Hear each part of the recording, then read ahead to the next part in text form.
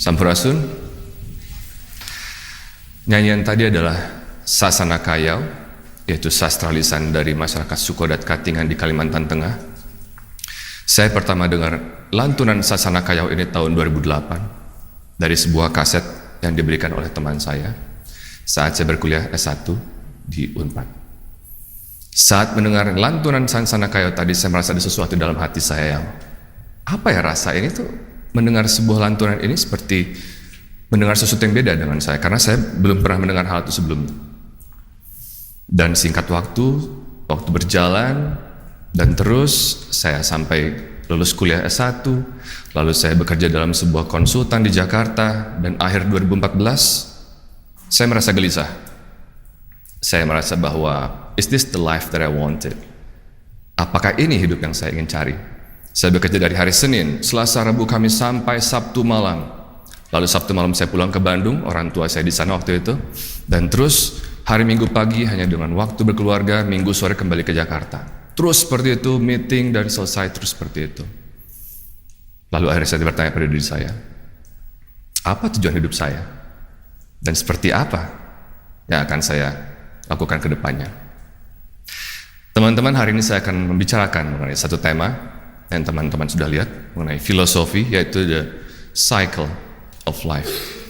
Saya akan tarik mundur ke dalam sejarah saya, kembali ke SMP. Saat waktu itu di Bandung tahun 2005, SMP kelas 2, saya tidak bahagia. Saya dibully secara verbal dan fisik karena hanya saya bisa main musik. Hanya bisa main musik. Dan saya punya kemampuan untuk mendengarkan lagu, dalam satu kali saya bisa memainkan gitar dalam satu kali. Dan teman-teman tidak suka, iri, lalu membuli saya secara verbal dan fisik. SMP, saya tidak bahagia. Teman saya hanya 2, SMP, MP3 player, dan novel. Setiap pagi saya naik angkot dari rumah saya di Margahayu sampai ke tengah kota, dengar MP3 player, dan baca novel. Terus seperti itu, karena saya tidak punya teman. Hanya 2 itu teman saya. Dan waktu berjalan, kelas 2, kelas 3, terus sampai akhirnya menuju ujian akhir nasional, UAN. Dan di saat itu ada guru saya bilang bahwa, coba kamu ikut ini, penerimaan SMA jalur minat dan bakat. Lalu saya apply lewat musik. Dan di saat teman-teman masih ujian nasional dan belum keluar hasilnya, saya sudah menerima satu kertas bahwa saya diterima dalam satu SMA favorit di kota Bandung. Dan hal tersebut adalah titik balik saya. Terus berjalan seperti itu sampai akhirnya menemukan sebuah fase kehidupan lagi, dan akhirnya sampailah di 2014. Pertanyaan saya tetap sama. Apakah saya bahagia? Apa hidup yang saya inginkan? Apakah saya ingin terus seperti ini walaupun dalam zona nyaman seperti itu saya merasa diberi kenyamanan seperti adanya tunjangan, rumah, mobil dalam kantor dan hal seperti itu? Tapi ternyata saya melihat bahwa itu bukan untuk saya. Dan saya ingin memberikan satu teori kebahagiaan dari satu studi dari Harvard University. Penelitian ini melihat bagaimana ratusan orang dari tahun 1938, artinya 80 tahun lebih, masih berlangsung sampai hari ini, still counting. Bagaimana orang-orang tersebut bisa sehat dan bahagia. Disurvei bukan hanya kesehariannya, disurvei dari keseharian bagaimana mereka berbicara dengan keluarga, bagaimana mereka bersosialisasi, makanan apa yang mereka makan, dan otak mereka di-scan dan secara MRI gitu, dan lihat semua aspek. Dan ternyata ini bukan mengenai makanan yang mereka makan, bukan mengenai sebuah olahraga mereka yang lakukan, walaupun hal tersebut penting. Tapi ternyata satu persamaan dari semua orang, ratusan orang itu adalah hubungan yang baik. Dan saya ingin tarik mundur lagi ke dalam pengalaman saya, dan ada satu quotes yang menarik dari Steve Jobs yang terkenal dan teman-teman pasti tahu semua. You can only connect the dots by looking backwards. Dengan teman-teman berjalan mundur, teman-teman melihat semua kegiatan yang teman-teman lakukan. Karena kalau kita ke depan, kita hanya fokus, hanya melihat apa yang akan kita lakukan. Tapi dengan kita melihat ke belakang, kita bisa mengkonek beberapa dots dan poin-poin penting dalam hal tersebut, sehingga kita bisa melihat apa yang sudah kita lakukan.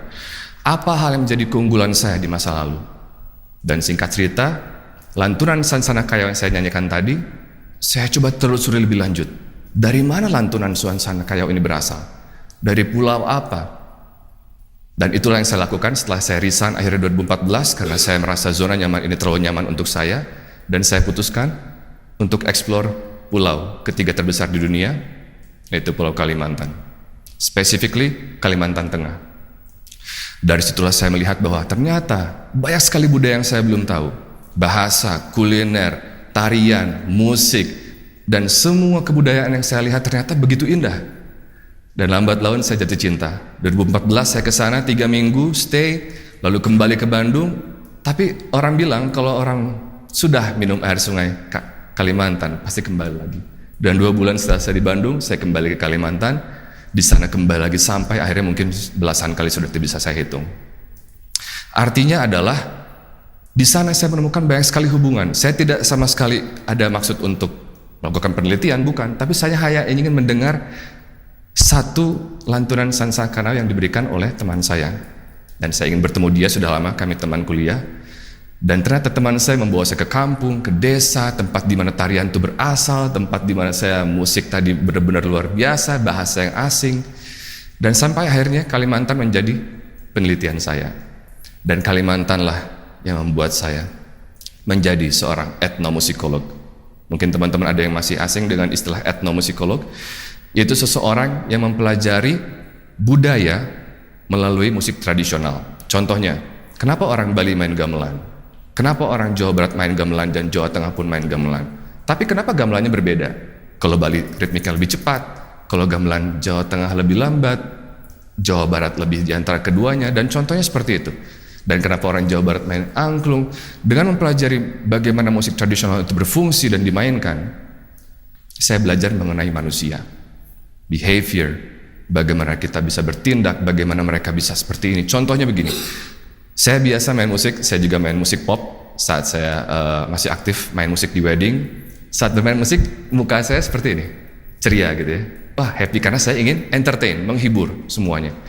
Tapi saat saya ke Kalimantan, saya melihat orang di sana bermain musik tradisional, terutama dalam ritual musik kematian, mukanya flat, seperti ini. Dan sama sekali nggak ada ekspresi. Sehingga saya heran, kenapa? Kenapa nggak ada ekspresi? Sedangkan saat kita bermain musik, kita harus bisa menghibur dan entertain orang. Ternyata jawabannya adalah, mereka bukan bermain musik untuk manusia, tapi untuk Tuhan. Untuk lingkungan, untuk environment mereka, dan sesuatu yang tidak terlihat.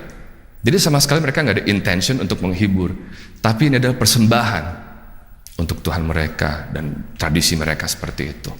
Nah, itulah yang saya dapatkan di Kalimantan.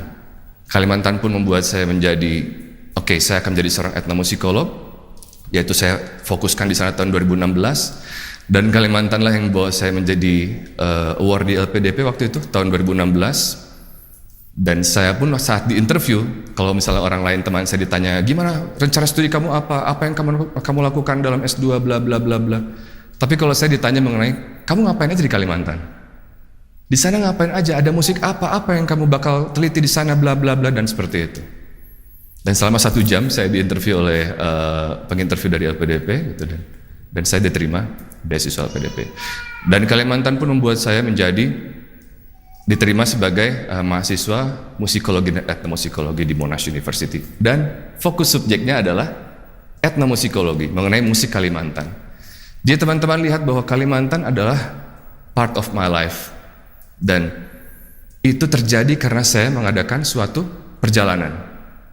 Dan jika tidak saya melakukan perjalanan, jika tidak saya gelisah, jika saya tidak mempertanyakan apa tujuan hidup saya dan apa yang akan saya lakukan ke depan, mungkin saya akan terjebak dalam zona nyaman, terus seperti itu, terus dan terus, entah sampai kapan. Teman-teman, saya ingin kita refleksikan sedikit untuk teman-teman semuanya. Saya yakin semua teman-teman di sini pasti pernah takut gagal, takut tidak berhasil, takut untuk buat sesuatu, takut untuk semua hal yang mungkin teman-teman lakukan. Kalau teman-teman berpikir terus untuk ketakutan tadi dan fokus, percayalah itu pasti terjadi. Tapi sebaliknya, kalau teman-teman putar paradigma tadi menjadi sesuatu yang berbeda, saat teman-teman yakin teman-teman berhasil, teman-teman yakin akan bisa melakukan sesuatu, teman-teman yakin bahwa inilah resiko yang saya ambil, dan yakin akan buat sesuatu yang sukses, itu pasti akan terjadi. SMP kelas 2 saya pernah tulis di tembok rumah saya, di tembok kamar saya, Eropa. Waktu kelas 2 SMP, Eropa terus. Setiap saya masuk kamar, saya lihat, oke, saya tidur. Saya lihat kamar, saya tidur. Dan ternyata tahun 2007 saat saya 17 tahun, saya ke Eropa, diundang oleh kedutaan besar di sana untuk bermain kecapi suling musik Sunda dan Jawa Barat. Itu terjadi karena itu adalah refleksi dari pikiran kita. Dan sekarang saya ingin teman-teman lihat lagi ke dalam, kita refleksikan lagi. Karena saya sudah mengalahkan rasa takut saya tadi, sehingga saya bisa berdiri di depan teman-teman semua hari ini. Dan karena saya ingin melakukan perubahan sesuatu, saya yakin bahwa apa yang saya lakukan adalah sesuatu yang saya yakin benar, dan saya yakin saya akan berhasil. Saya ingin teman-teman semua pikirkan semuanya satu kata dalam kepala teman-teman, semuanya yang ada di ruangan ini, satu hal, satu kata, satu hal yang membuat teman-teman bergairah, passionate, berapi-api, matanya nyala saat jelaskan sesuatu, yang bisa teman-teman diskusikan dengan saudara, teman, keluarga selama berjam-jam tanpa berhenti. Pikirkan sekarang dalam hati. Bisa lakukan sekarang. Kalau saya musik. Saya bisa ngobrol mengenai mixing, mastering, recording, voice over, mengenai apapun, main band, alat musik apapun, saya bisa ngobrol dengan teman selama berjam-jam tanpa berhenti. Sekarang saya ingin teman-teman pikirkan dalam hati teman-teman semuanya. Satu kata tadi. Sudah? Sudah? Ada yang bisa jawab? Sudah? Oke. Simpan dalam hati. Sekarang matanya semuanya saya minta untuk tutup dan merem semuanya. Sudah? Letakkan tangan kanan di dada dan tangan kiri di atasnya, seperti ini semuanya, di dada tengah. Pikirkan satu kalimat tadi atau satu kata tadi secara berulang-ulang dalam kepala, dan bersama-sama kita katakan, saya bisa. Oke? 1, 2, 3. Saya bisa. Saya ingin semuanya. 1, 2, 3. Sekali lagi terakhir. 1, 2, 3. Terima kasih, bisa dilepas tangannya. Itu adalah proyeksi dari pikiran kita. Sekali lagi saya jelaskan, jika teman-teman berpikir bahwa teman-teman akan gagal, tidak akan sukses, tidak akan berhasil, pasti kejadian. Tapi sebaliknya, kalau teman-teman pikirkan sesuatu tadi itu dengan terus terencana dan passionate, pasti akan kejadian. Ada beberapa simpulan yang saya simpulkan dari presentasi saya hari ini. Pelajari hal baru setiap hari. Always, jangan pernah takut untuk pelajari sesuatu. Tapi kan takes time, tapi kan lama. Ya betul, sesuatu itu mencapai kesempurnaan yang bagus saat kita mengorbankan waktu. Pelajari, contohnya saya sekarang bisa 3 bahasa Dayak, 3 dialek, bahasa Ngaju, Ot Danum, dan Katingan. Kenapa? Karena saya pelajari terus saat di kampung, saya bicara dengan teman, bicara dengan orang kampung di sana, dan itu terlatih terus, akhirnya saya bisa belajar bahasa baru. Jadi teman-teman, pelajari apapun, bahasa baru, alat musik baru, ilmu baru, instrumen baru, pelajari semua, jangan takut akan kehabisan waktu, karena tidak ada yang sia-sia. Kedua, terus rawat hubungan baik. Dengan siapa? Dengan orang tua, dengan teman, dengan sahabat, dengan komunitas, dengan tumbuhan, dengan hewan, dan semua makhluk hidup ciptaan Tuhan. Rawat hubungan baik karena itu adalah rahasia untuk berumur panjang dan sehat. Selain tentunya olahraga, makan gitu ya. Tapi hubungan baik menurut survei yang digagas oleh Harvard University adalah tadi. Hubungan yang baik dimanapun, dengan siapapun. Coba bicara dengan petugas kebersihan, dengan siapapun. Karena mungkin kita tidak pernah tahu ilmu yang kita dapat, mungkin kita dapat dari petugas kebersihan, dari seseorang yang mungkin kita tidak pernah sangka, atau siapapun, CEO mungkin seperti siapa. Karena ilmu bisa datang dari siapa saja. Dan terakhir, saya ingin menutup presentasi ini dengan kalimat, tidak ada yang sia-sia. Semua itu mungkin tidak berarti dan tidak bermanfaat untuk hari esok yang kita pelajari hari sekarang. Tapi mungkin masa depan, mungkin untuk orang lain, mungkin untuk anak kita.